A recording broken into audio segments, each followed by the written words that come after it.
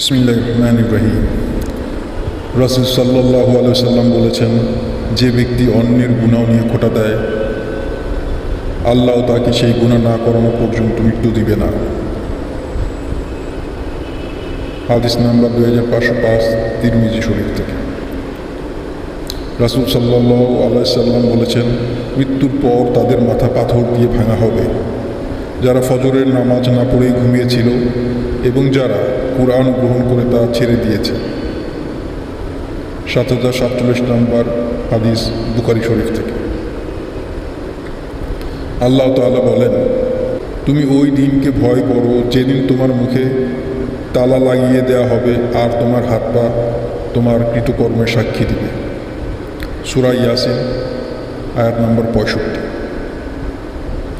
আল্লাহ তাআলা বলেন, আমি ইচ্ছে করলেই সবাইকে হেদায়েত দান করতে পারতাম, কিন্তু আমার এই কথা সত্য যে আমি মানুষ এবং জিন দ্বারা জাহান্নাম পূর্ণ করব।